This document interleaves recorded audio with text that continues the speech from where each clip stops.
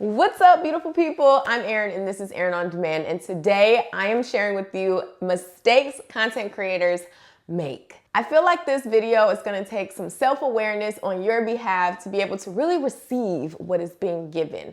But this video is really going to be for someone who is already in a flow of creating content and you're trying to figure out, what am I doing wrong? Where are the holes? Where are the gaps? How can I fill them? So if that sounds like you, then keep watching. The first mistake is niching too specifically and too soon when one piece of content pops off. The second you get some good engagement on a piece of content, you're now reevaluating your entire content strategy or the type of content that you want to create. You're suddenly now wanting to only create about the topic or whatever it is that you did in the piece of content that popped off.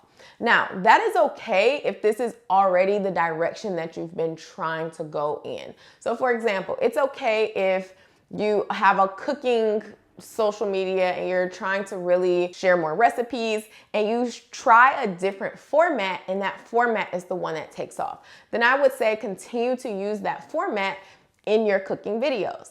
It's different when you're experimenting with different subjects and different topics and now suddenly you hyper niche into a specific category that you didn't really intend to do in the first place. So for example, if you are somebody who mainly wants to share about beauty and fashion, and then you have one video that you did as a couples video that went viral, now you suddenly want to turn your entire content into a couples channel. That is, to me, a big mistake that a lot of content creators make when they're experimenting with different subjects and then they see one piece of content pop off, so now suddenly they're like going in this direction.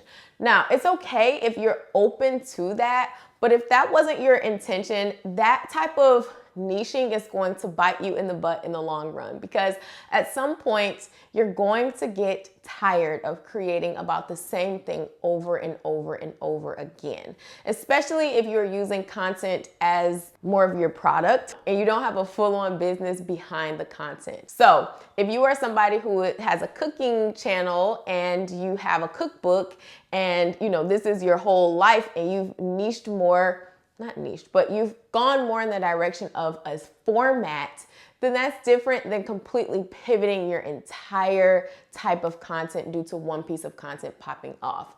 I would say instead of just hyper niching once one piece of content does really well, use the data, dissect the piece of content. What made this piece of content stand out from all of my other pieces? How did I communicate the message? What was the storyline? How did people engage with it? Look at your data. Where did people tip off at? Did people watch more of this video? Why? Did I add words in?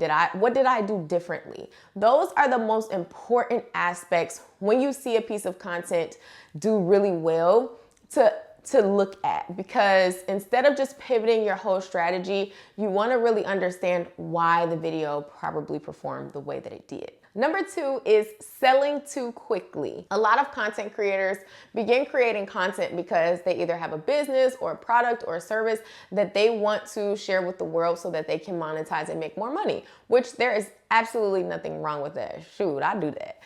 But the issue is when you're always selling and you sell too quickly.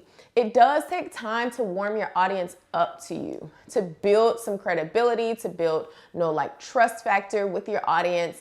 And that takes time. And that takes volume of the output of content that you're putting out. So if you're putting out one video a week and then in 4 weeks you start trying to sell something, your audience really doesn't know that much about you. You don't have that much skin in the game. So if you are trying to launch something really quickly, your output of content needs to be a lot higher, possibly 3 to 5 videos a week or pieces of content a week to really help your audience gain understanding of you, to help you gain credibility, and to help you gain their trust. Trust just takes time. And when you hop on social media or YouTube and try to sell right off rip, it automatically puts people in like defense mode and makes them feel like your intentions aren't in their best interest, but they're in you just trying to get a sale. So be quick to give and slow to sell. Until you really have something that you know your audience is going to love, then I would just really work on just trying to sell your time, trying to understand your audience better, trying to get them to give you their time in watching your content, because that is the most valuable resource that you can have, is their attention. Focusing on giving more and selling less is always going to help you sell more in the end. Number 3 is focusing on too many platforms at once. And when you try to be everywhere at one time, it just gets very overwhelming. Trust me, I know. But I always say pick one long form content and one short form content platform. And now every platform is doing all of them. So that is almost obsolete at this point, because now YouTube has shorts and TikTok has 10-minute videos and Instagram is just doing whatever the heck Instagram does. And so now all of these lines are starting to be blurred with long form versus short form. In focusing on being everywhere, you can really only focus on being on one main platform and then dispersing that content to other platforms. So I would say choose the 1 or 2 platforms that you gravitate the most to, that you enjoy being on the most, that you enjoy creating for the most, and that you feel like you're seeing the best results on, and focus on that. And then you can always repurpose that content onto other platforms once you get in the swing and gain some momentum. But I personally think that focusing on one main platform and maximizing all that that platform has. So if you do want to focus on YouTube, maximizing YouTube videos and YouTube shorts, that is a really good content strategy moving forward, because being everywhere at one time, it just makes you so overwhelmed and it almost cripples you from just creating more content. The 4th mistake is valuing audience growth over audience refinement. What I mean by that is you're so focused on growing your audience that you're not focusing on refining the people who are in your audience, helping them maximize their potential, helping them understand what their needs are so that you can help provide those solutions for them. And when we focus on growth, it honestly just makes us focus less on the people who are currently there. So when you start focusing on refining your audience, educating the people who are already there, helping them level up, helping them get results for free, that puts you in a position to be able to continue to build that relationship and really build more of a community with the people who are there. On top of that, brands are valuing community so much more than they're valuing numbers now. When they can see someone who has a very tight-knit community, who gets really great engagement, who starts conversations on their platforms, who has people just really locked into their content, that is what people and brands are looking for if you are someone who wants to create content and eventually work with brands. And number 5 is refusing to prioritize long form content. I know in this era of short form video that long form content is kind of taking a back seat, and even YouTube is really pushing shorts now. Instagram obviously is pushing reels. TikTok is just taking over. But now is the time to double down on long form content, because for one, it is so easy to repurpose. If you could just grab a little slither of one long form video, you can have tons of short form content just from one piece of long form video.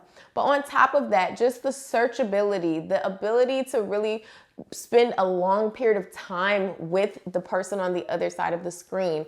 It is just think of it this way. With a long form piece of content that's even 7 or 8 minutes, it would take you probably 8 TikToks or 8 reels of someone watching that many reels of yours to build that same bond that you have with them from watching one YouTube video.